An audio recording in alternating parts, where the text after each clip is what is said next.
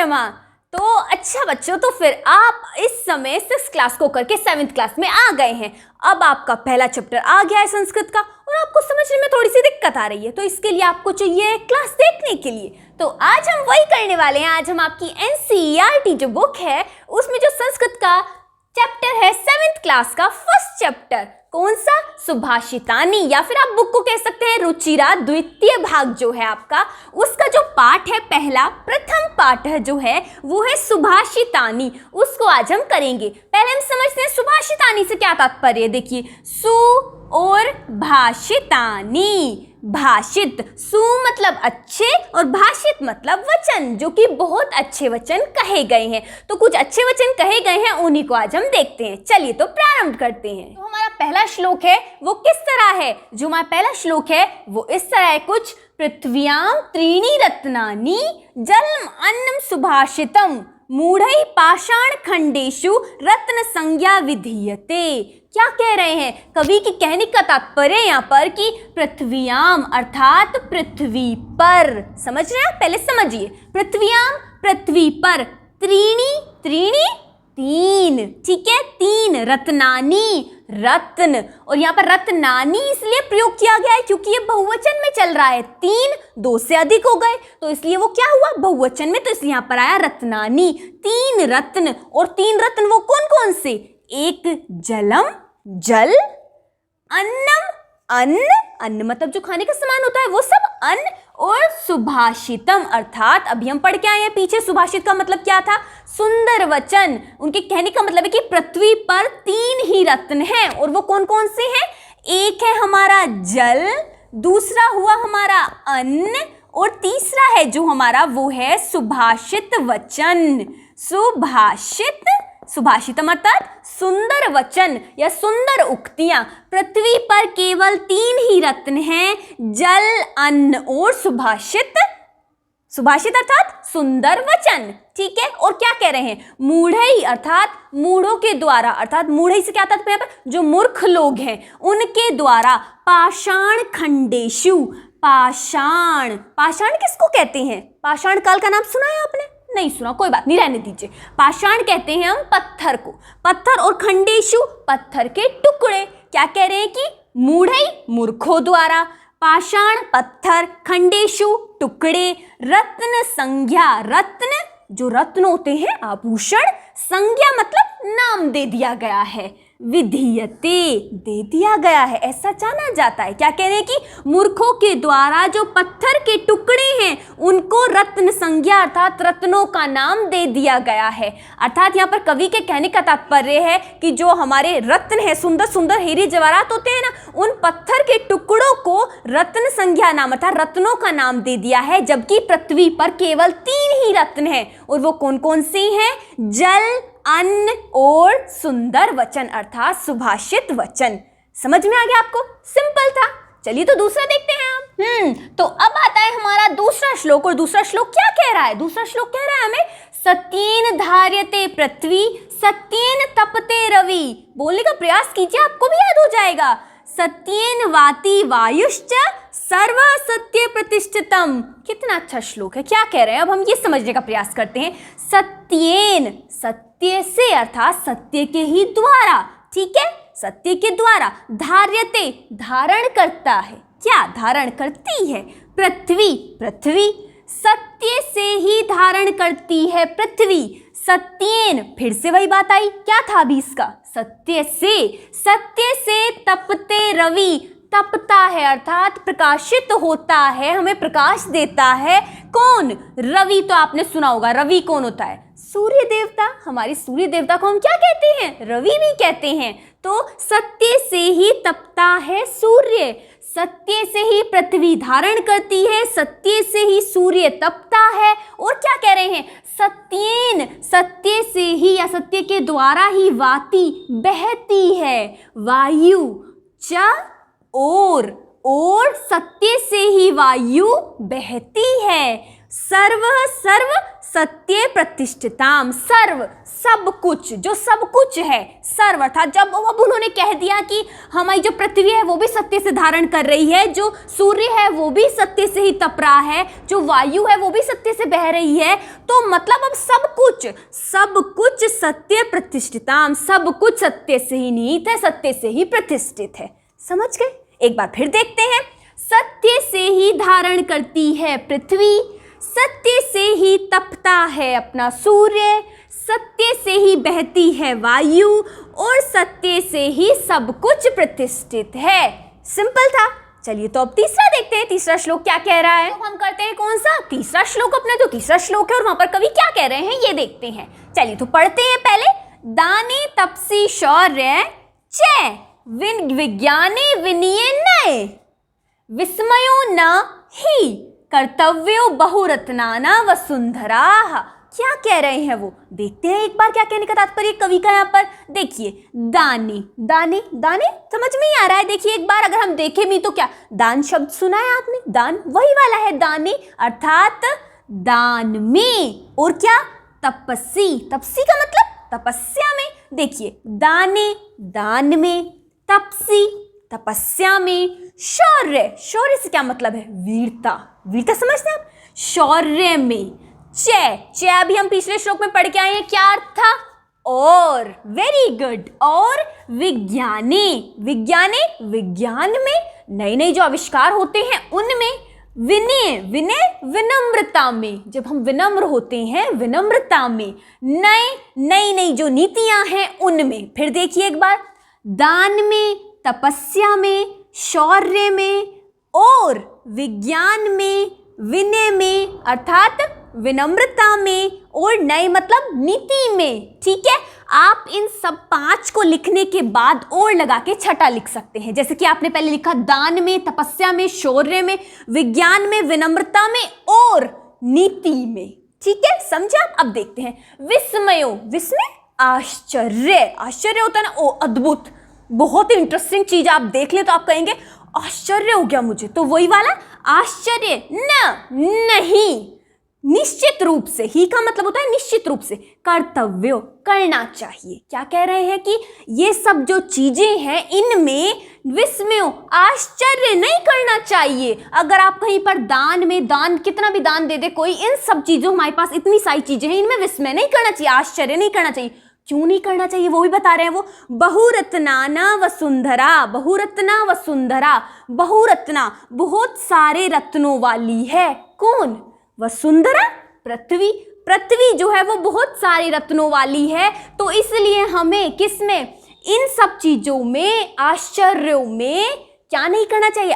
इनसे ये हमारी जो चीजें हैं इनमें आश्चर्य नहीं करना चाहिए। फिर से देखते हैं एक बार, दान में, तपस्या में, शौर्य में, विज्ञान में, विनम्रता में और नीतियों में आश्चर्य नहीं करना चाहिए। जो वसुंधरा है, पृथ्वी बहुत रत्नों वाली है। एक और चीज आप याद रखिएगा, जब आपके होगा तो मेन इंपॉर्टेंट देखिए आप, ये आएगा आपके पास बहुरत्नाना वसुंधरा। याद रखिएगा आपको, बहुरत्नाना वसुंधरा क्या है? ये जो सब रत्न हैं ये वसुंधरा के रत्न हैं। और क्या? बहुरत्न, बहुत सारे रत्नों से संपन्न है। कौन? वसुंधरा अर्थात पृथ्वी। चलिए तो अब हम देखते हैं, समझ में आ गया आपको? चलिए तो अब हम देखते हैं अपना 4th श्लोक। अब आता है हमारा 4th श्लोक, और 4th श्लोक 1 2 3 हम ऑलरेडी समझ गए। आया हमारा 4th श्लोक। 4th श्लोक क्या है उसको देखते हैं। सद्भिरेव सहासीत सद्भिः कुर्वीत संगतिम सद्भि विवादम मैत्रिम च न सद्भि किंचिद आचरेत। क्या कह रहे हैं वो? अभी तो हमें समझ में नहीं आ रहा क्या कह रहे हैं वो। आप समझते हैं हम क्या कह रहे हैं वो कह रहे हैं सद्भिरेव। सद्भिरेव से क्या मतलब है उनका? सद्भि प्लस एव, ये है हमारा सद्भि और आया हमारा रेव अर्थात सद्भि, सज्जन, सज्जन व्यक्ति, सज्जनों के साथ, सह साथ ही, सज्जनों के साथ ही, सह का मतलब है साथ, समझ रहे? फिर समझिए, सद्भि सज्जन, सह साथ और एव आया है यहाँ पर, इसका मतलब होता है ही। तो सज्जनों के साथ ही आसीत, आसीत हुआ ये हमारा, ये है हमारा आसीत। आसीत अर्थात बैठना। समझ रहे हैं आप? सज्जनों के साथ ही बैठना चाहिए, अर्थात हमें बैठना होगा, सज्जनों के साथ ही में बैठना।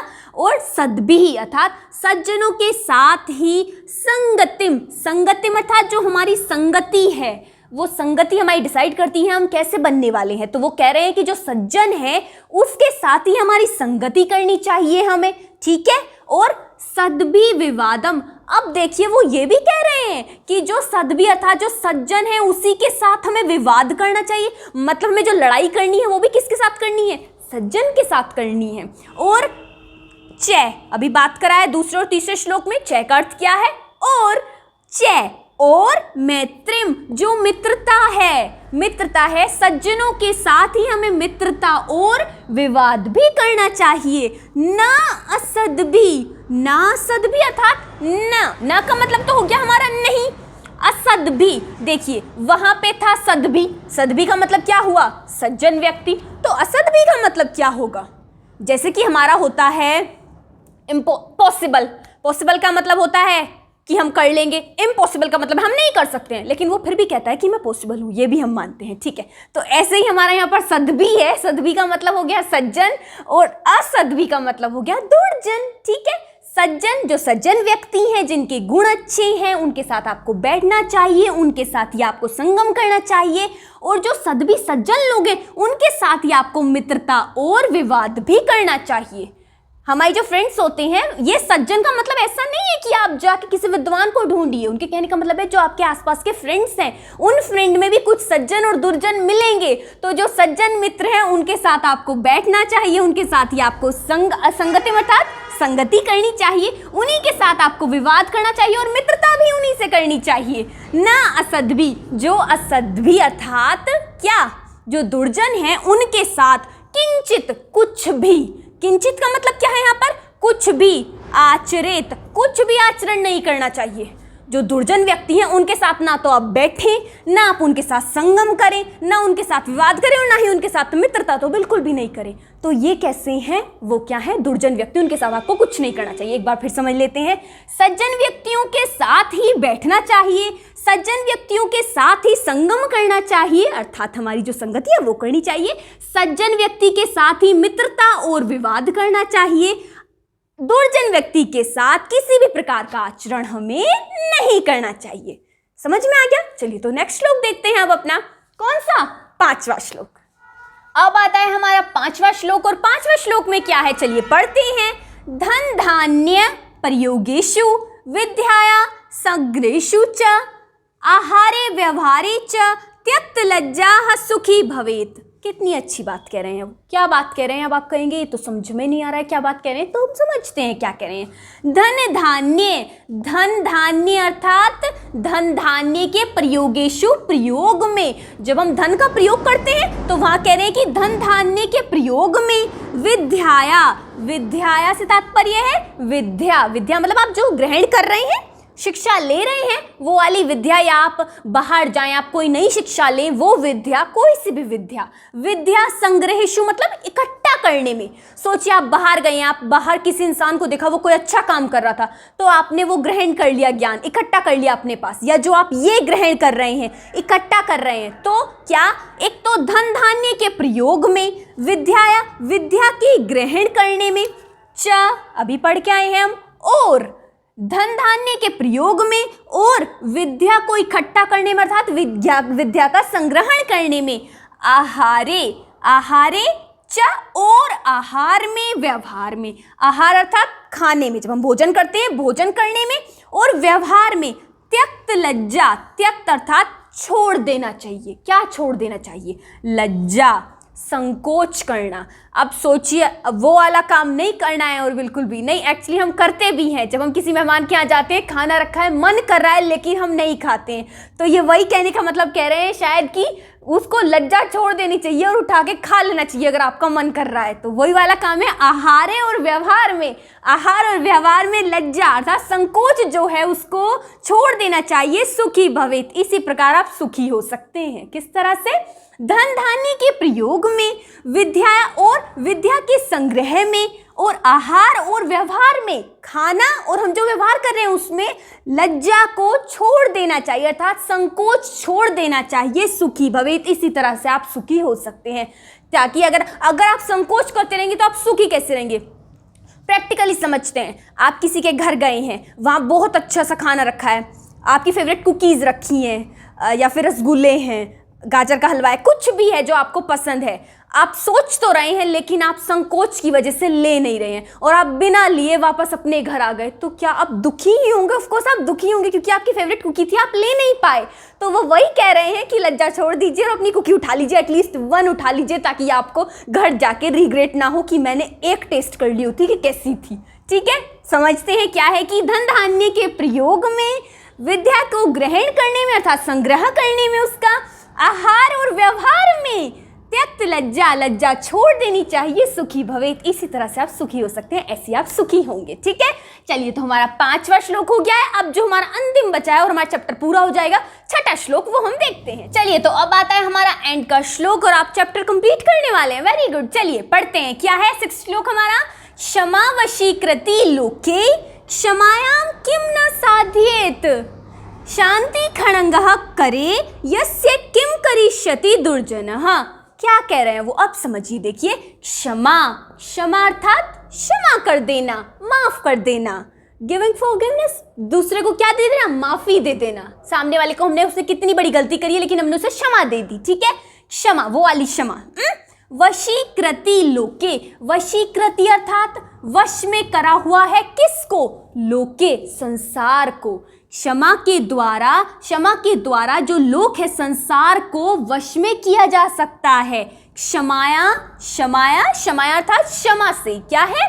जो हमारी मतलब हमारी जो आदत है, हम इसे एक आदत में ही कहेंगे कि हम दूसरे को माफ कर देने वाली जो आदत है, किम ना साध्यते, क्षमा के द्वारा, किम क्या नहीं, साध्यते साध सकते हैं हम। क्षमा के द्वारा हम क्या नहीं कर सकते हैं? अर्थात क्षमा वशीकृति, क्षमा से ही पूरे संसार को वश में किया जाता है। क्षमा के द्वारा हम क्या नहीं साध सकते हैं? शांति खड़ंग, शांति मतलब शांति वाली शांति, मतलब जो कोई, अब हमारी आपस में 2 की लड़ाई हुई है लेकिन एक कुछ बोल ही नहीं रहा है, चुप है, मतलब वो शांत है बिल्कुल, तो क्या सामने वाला कितनी देर तक बोलेगा? थोड़ी देर में चुप हो जाएगा। तो वही शांति खड़ंग मतलब तलवार या फिर अस्त्र। कोई शांति की तलवार करे का मतलब है हाथ में, हाथ करे हाथ में, यस्य जिसके, एक बार अर्थ समझिए फिर दोबारा से बताएंगे। किम क्या, करिष्यति दुर्जनः, दुर्जन व्यक्ति क्या करेंगे? किसका? यस्य जिसके हाथ में शांति की तलवार है, उस व्यक्ति का क्या करेंगे दुर्जन, अर्थात जो दुर्जन व्यक्ति है उस व्यक्ति का क्या कर लेंगे?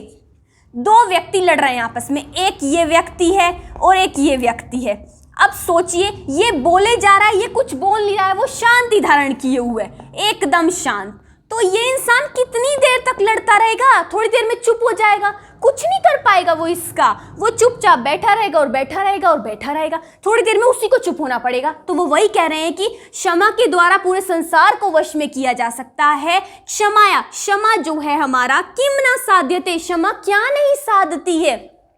शांति की खड़ंग जिस व्यक्ति के हाथ में है, उस व्यक्ति का दुर्जन कुछ नहीं कर सकते हैं। समझ गए? फिर से समझाएं एक बार। देखिए, क्षमा के द्वारा वशीकृति लोके, पूरे संसार को वश में किया हुआ है। क्षमा के द्वारा, क्षमा किम न साध्यति, क्षमा के द्वारा क्या नहीं साधा जा सकता था? सब कुछ किया जा सकता है क्षमा के द्वारा। शांति की खड़ंग जिस व्यक्ति के हाथ में है, उसका दुर्जन व्यक्ति कुछ नहीं कर सकते हैं, अर्थात कुछ नहीं बिगाड़ सकते हैं उसका, वो वैसे ही जीता हुआ है। आप कितना ही बोलते रहे, वो थोड़ी देर में भी जीतेगा ही। ये था हमारा कौन सा? 6ठा श्लोक। 1 2 3 4 5 6 हम अपने 6 के 6 श्लोक कर चुके हैं और आपका चैप्टर कंप्लीट हो चुका है। चलिए तो अब इसकी देखते हैं क्या? अभ्यास। चलिए अभ्यास कार्य करते हैं।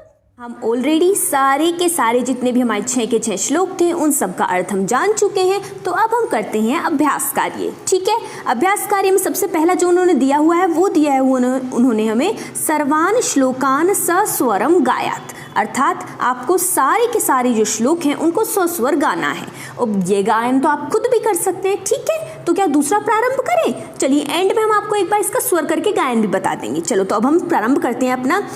तो अब हम अपना करते हैं दूसरा, जो क्या कह रहे हैं हमें, यथा योग्यम श्लोकांशन मेल्यते, अर्थात जिसके अनुसार जो सा उचित है उसके जो श्लोक का अंश है आपको वो मिलाना है। इन शॉर्ट अगर हम करें तो हमें मैचिंग करनी है। चलिए तो फिर प्रारंभ करते हैं। वैसे भी मैचिंग सबसे आसान होती है अगर हमने श्लोक पढ़ा हुआ है। तो चलिए देखते हैं पहला क्या कहा है उन्होंने। पहला कहा है उन्होंने हमें धन धान्य प्रयोगेषु, अर्थात धन धान्य के प्रयोग में क्या आएगा, विद्यायाः संग्रहेषु च, अर्थात धन धान्य के प्रयोग में और विद्या के संग्रह में। ठीक है, नेक्स्ट आता है हमारा विस्मयो ना ही कर्तव्य है। बताइए अभी पढ़ के आए हैं मुंह पर, क्या आता है इसका, वेरी गुड। क्या विस्मय नहीं करना चाहिए, किसमें, बहुरत्ना वसुंधरा, अर्थात जो हमारी पृथ्वी है वो बहुत सारे रत्नों से संपन्न है, इसमें विस्मय नहीं करना चाहिए। आगे आता है हमारा तीसरा, सत्येन धार्यते पृथ्वी, सत्य धार्य करती है पृथ्वी, और क्या था, सत्येन तपते रवि, और सत्य से ही हमारा रवि तपता है। ठीक है, सद्भि विवादम मैत्रेय च, क्या कह रहे हैं कि सद्भि के साथ विवाद और मैत्री करनी चाहिए, और क्या नहीं करनी चाहिए, न असद्भि किंचित आचारित, किस जो ज्ञानी है अर्थात सद्भि नहीं है सज्जन लोग उनके साथ कुछ ना करो। ठीक है, आहारे व्यवहारे च, अब तो एक ही बचा है, त्यक्त लज्जा सुखी भवेत, आहार व्यवहार में जो लज्जा त्याग देते हैं वही क्या होते हैं, सुखी होते हैं। ठीक है, हो गया। चलिए तो नेक्स्ट देखते हैं। नेक्स्ट जो हमारा है अभ्यास कार्य में वो आता है हमारा एक पदेन उत्तरत, अर्थात एक पद में आपको उत्तर देने हैं। तो पहला प्रश्न क्या है हमारा, पृथ्व्याम किति रत्नानि, पृथ्वी के कितने रत्न हैं, कितने रत्न हैं, त्रीणी। एक पद में उत्तर देना है अर्थात सिर्फ आपको एक ही शब्द लिखना है, तो उत्तर क्या होगा हमारा, त्रीणी। ठीक है, दूसरा आता है हमारा मूढ़ई कुत्र रत्न संज्ञा विधीयते, मूढ़ जो हैं लोग अर्थात जिनमें बुद्धि नहीं है वो लोग किसको रत्न की संज्ञा कहते हैं, किसको कहते हैं, पाषाण खंडेशु। ठीक है, पाषाण था पत्थरों के टुकड़ों को। ठीक है, तीसरा आता है हमारा पृथ्वी केन धार्यते, पृथ्वी क्या धारण करती है, अर्थात पृथ्वी से क्या धारण होता है, सत्येन, पृथ्वी सत्येन धार्यते।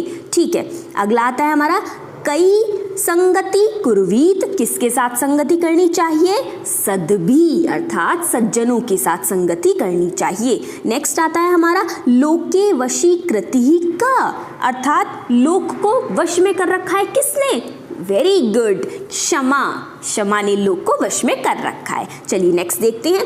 नेक्स्ट आता है हमारा रेखांकित पदानी अधिकृत्य प्रश्न निर्माण कुरुतः, अर्थात जो रेखांकित पद हैं उनको चुन करके आपको प्रश्न निर्माण करना है। जैसे कि ये इन्होंने डायरेक्ट उत्तर दिया हुआ है, आपको प्रश्न बनाना है। सत्येन वाति वायु, सत्य से क्या होता है, सत्य से ही वायु बहती है, तो अब हमें क्या करना है, केन, सत्येन के स्थान पर क्या आ जाएगा, केन। ठीक है, आगे आता है हमारा सद्भि एव सह आसीत, यहाँ पर सद्भि के स्थान पर क्या आ जाएगा, सद्भि के स्थान पर आएगा यहाँ पर कई, अर्थात क्या कह रहे हैं, वो सज्जनों के साथ ही सह आसीत अर्थात सहचर करें, अर्थात उन्हीं के साथ व्यवहार करें। तो पूछ रहे हैं किसके साथ करें। ठीक है, वसुंधरा बहुरत्नानि भवति, जो वसुंधरा है वो बहुत सारी रत्नों वाली है, तो हम करेंगे का बहुरत्नानि भवति, कौन है जो बहुत सारे रत्नों वाली है। ठीक है, विद्याया संग्रहेषु त्यक्त लज्जा सुखी भवेत, विद्या के संग्रहेषु संग्रह में त्यक्त लज्जा, लज्जा को त्याग देना चाहिए, वही सुखी होते हैं। तो क्या कह रहे हैं, किसके संग्रह में, तो क्या आएगा, कस्याः। ठीक है, कस्याः संग्रहेषु त्यक्त लज्जा सुखी भवेत। आगे आता है हमारा सद्भि मैत्रीम कुर्वीत है, सद्भि अर्थात सज्जनों के साथ मैत्री मित्रता करनी चाहिए। अब मैत्री के साथ तो हमारा प्रश्न क्या बनेगा, किसके साथ किसके साथ नहीं, तो हमारा प्रश्न क्या बनेगा, सज्जनों के साथ मैत्री करनी चाहिए, अर्थात सज्जनों के साथ क्या करना चाहिए, तो आएगा किम, मैत्री के स्थान पर क्या जाएगा, किम कुर्वीत। अच्छा, आपको एक शॉर्टकट तरीका बताए, देखो इसको याद करने का, रटना नहीं है क्योंकि आपको कस्य के रूप तो याद नहीं होंगे, किम के रूप याद है, नहीं याद है, कोई बात नहीं याद करने। इन शॉर्ट देखते हैं, शॉर्टकट तरीका देखते हैं। देखिए यहाँ पर है सत्येन, एन दिख रहा है आपको, एन, ऐसे ही क्या हो गया है, केन। ठीक है, ऐसे यहाँ पे देखो सदभी और 2 विसर्ग हैं, ऐसे यहाँ पर क्या हो गया है, कई और 2 विसर्ग। ऐसे यहाँ पर है वसुंधरा, ऐसे यहाँ पर क्या हो गया है, का, आ। ठीक है, विद्याः, विद्या यहाँ पे क्या हो गया, कस्याः। ठीक है, ऐसे यहाँ पे मैत्रिम, ऊपर आया हुआ है बिंदी अनुस्वार की, ऐसे ही क्या हो गया यहाँ पर, किम, मैत्रिम, किम। नहीं है एक जैसा? वैसे अगर आप अच्छे से याद करें तो अच्छा होगा, शॉर्ट तरीका बताया है आपको, पेपर में अच्छे से तरीका याद हो जाए ताकि। ठीक है, चलिए नेक्स्ट देखते हैं। अब तो आप गलती नहीं करके आएंगे बिल्कुल भी, प्रश्न निर्माण में तो बिल्कुल भी नहीं। नेक्स्ट देखते हैं। नेक्स्ट आता है हमारा प्रश्नानाम उत्तराणी लिखित है। प्रश्न जो हमारे प्रश्न है उनके क्या करते हैं, आपको उत्तर लिखने हैं, अर्थात इनको आपने बड़ा बड़ा ही लिखना है। क्या कह रहे हैं, पहला आता है हमारा कुत्र विस्मय है न कर्तव्य, किसमें विस्मय नहीं करना चाहिए। तो आपका उत्तर क्या बनेगा, यहाँ पे देख लीजिएगा आप उत्तर, यहाँ लिखा हुआ है आपका पहले का उत्तर, बहुरत्ना वसुंधरा इति के बाद आप पूरा क्या लिख देंगे, विस्मय है न कर्तव्य। ठीक है, समझ गए। सिर्फ आपको क्या ऐड करना है, कुत्र हट जाएगा और कुत्र के स्थान पर क्या आ जाएगा, बहुरत्ना वसुंधरा इति, अर्थात बहुत सारी रत्नों वाली है वसुंधरा इति, इसमें विस्मय नहीं करना चाहिए। ठीक है, नेक्स्ट क्वेश्चन आता है आपका, अगला है हमारा पृथ्व्याम त्रीणि रत्नानि कानि, अर्थात पृथ्वी के 3 रत्न कानि कौन से हैं। तो क्या आ जाएगा हमारा, कानि हट जाएगा और क्या लिखेंगे हम, पृथ्व्याम त्रीणि रत्नानि। कौन कौन से हो गए हमारे त्रीणि रत्नानि, जल, अन्नम, सुभाषितम, संति। संति हैं और वो 3 है इसलिए हमने संति लगाया है। ठीक है, तो पृथ्वी के 3 रत्न, पहले आप लिखेंगे पृथ्व्याम त्रीणि रत्नानि और फिर लिखेंगे जलम, अन्नम, सुभाषितम, संति, खत्म। नेक्स्ट देखते हैं, तीसरा आता है हमारा त्यक्त लज्जा कुत्र सुखी भवेत। लज्जा को त्याग करके कुत्र, कहाँ सुखी होते हैं, कहाँ पर हमें अपनी लज्जा को त्याग देना चाहिए और हम सुखी होंगे। तो कहाँ पर क्या कह रहे हैं वो, लिखेंगे हम त्यक्त लज्जा, पहले लिखेंगे त्यक्त लज्जा, प्रश्नवाचक यहाँ पर शब्द क्या है, कुत्र, तो कुत्र हटाएंगे और कुत्र के स्थान पर क्या लिखेंगे, आहारे व्यवहारे च। सिर्फ छोटा सा लिखना है आपको, आहारे व्यवहारे च सुखी भवेत, बस खत्म। चलिए, हो गया आसान। चलिए नेक्स्ट देखते हैं। नेक्स्ट आता है हमारा, नेक्स्ट है हमारा, बस 3 ही प्रश्न थे। अब आता है हमारा अगला प्रश्न आता है, मंजूषात पदानी चित्वा लिंग अनुसार लिखत है। मंजूषा मतलब जो ये पेटी दी हुई है आपको, इसमें से पदों को चुनना है और लिंग के अनुसार लगाना है। लिंग 3 लिंग होते हैं हमारे संस्कृत में, पुल्लिंग, स्त्रीलिंग और नपुंसक लिंग, उन्हीं को हम चुनेंगे। अब देखो सबसे पहले पुल्लिंग के चुनते हैं। ठीक है, पुल्लिंग से समझना, पी मतलब पुल्लिंग, ठीक है, पी से हो गया पुल्लिंग, एस से स्त्रीलिंग और एन से नपुंसकलिंग, याद रहेगा ना। चलिए अब देखते हैं, अब पुल्लिंग के छांटते हैं सबसे पहले कौन से हैं। तो पुल्लिंग के कौन से हैं सबसे पहले, सुखी। सुखी जो है वो हमारा क्या है, पुल्लिंग है। ठीक है, नेक्स्ट देखते हैं। नेक्स्ट आता है हमारा, नेक्स्ट है हमारा अग्नि। जो अग्नि है वो क्या है हमारा, पुल्लिंग है। और अग्नि का क्या दिया है उन्होंने, वहनी। वहनी अर्थात अग्नि, और ये हमारा क्या है, पुल्लिंग है। ठीक है, नेक्स्ट आता है हमारा क्या, रवि। रवि कौन होता है, रवि पता है ना आपको कौन है, रवि सूर्य को कहते हैं, और वो हमारा क्या है, पुल्लिंग है। अब आते हैं हमारे स्त्रीलिंग। स्त्रीलिंग के लिए हमने क्या क्या है, एस। तो स्त्रीलिंग देखते हैं कौन कौन से हैं, वसुंधरा। इसको आप ऐसे याद रखना, वसुंधरा लड़की का नाम होता है, तो वो किस में आएगी, स्त्रीलिंग में आएगी। और क्या आया हमारा, उसके बाद पृथ्वी। पृथ्वी बड़ी की मात्रा आ रही है, तो वो किस में होगी हमारी, पृथ्वी भी स्त्रीलिंग में। और संगतिम, ये भी हमारा क्या होगा, स्त्रीलिंग में होगा। थोड़ा सा कंफ्यूजन हो जाता है, लेकिन इसको आप याद करने का प्रयास कीजिएगा, याद हो जाएगा। ठीक है, अब देखते हैं नपुंसकलिंग में कौन आते हैं। नपुंसकलिंग में कौन बचे, अब जो बचे हैं वो नपुंसकलिंग में, और वो क्या क्या बचे हैं, दूसरे कलर से लिखें, चले ताकि आपको याद रहे। ठीक है, नपुंसकलिंग में क्या हो गए, रत्न। रत्न हुए नपुंसकलिंग में, सत्येन। सत्येन नपुंसकलिंग में हुआ। ठीक है, और एक क्या बचा है हमारा, अग्नि। ये हमारे क्या हो गए, नपुंसकलिंग में हो गए। समझ गए आप, बिल्कुल कोई दिक्कत तो नहीं है ना, वेरी गुड। चलिए नेक्स्ट देखते हैं। नेक्स्ट क्वेश्चन जो है हमारा वो है, अधोलिखित पदेषु धातवः के सन्ति, अर्थात जो नीचे पद लिखे हुए हैं उनमें कौन सी धातु है वो आपको बताना है। करोति। करोति में कौन सी धातु है, करोति में है हमारी क्री धातु। समझ रहे हैं आप, क्री धातु। करोति में कौन सी धातु हुई, क्री धातु। पूछ रहे हैं पश्य।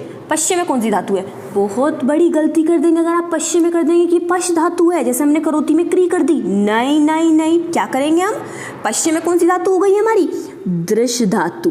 दृश धातु होती है और रूप कैसे चलते हैं, पश्यति, पश्यतः, पश्यन्ति। ठीक है, चलिए भवेत, भवेत में कौन सी धातु है, भवेत में है भू धातु। कौन सी धातु है, भू। ठीक है, अब आता है हमारा तिष्ठति। लास्ट क्वेश्चन चल रहा है और लास्ट ही हमारा सवाल चल रहा है तिष्ठति। तिष्ठति में भी तिष्ठ धातु नहीं आएगी। कौन सी धातु आएगी, स्था।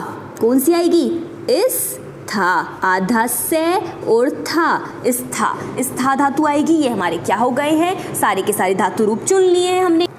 कोई प्रॉब्लम नहीं आई, सब हो गया अच्छे से। अच्छा, ये समझ में आ गया है ना आपको क्या लिखा हुआ है, ये लिखा हुआ है हमारा द, और द के नीचे है री। देखिए ऐसे द के नीचे लगी री, और फिर है हमारा श, दृश धातु। कोई दिक्कत तो नहीं है ना। चलिए, अभी हमने ऊपर कहा था आपको कि श्लोक का जो गायन है वो हम आपको एक बता देते हैं, उसके अनुसार आप कर लेना। ठीक है, जैसे कि अगर हम पहले का देखें तो पहले का क्या होगा, देखिए पहले का देखते हैं। पहले का क्या होगा, अगर हम इसको गायन में गाएंगे तो कैसे गाएंगे कि पृथ्व्यां त्रीणि रत्नानि जल अन्नम सुभाषितं मूढ़ै पाषाणखंडेषु रत्न संज्ञा विधीयते। ठीक है, एक और देखें दूसरा, सत्येन धार्यते पृथ्वी सत्येन तपते रवि सत्येन वाति वायुश्च सर्वं सत्य प्रतिष्ठम।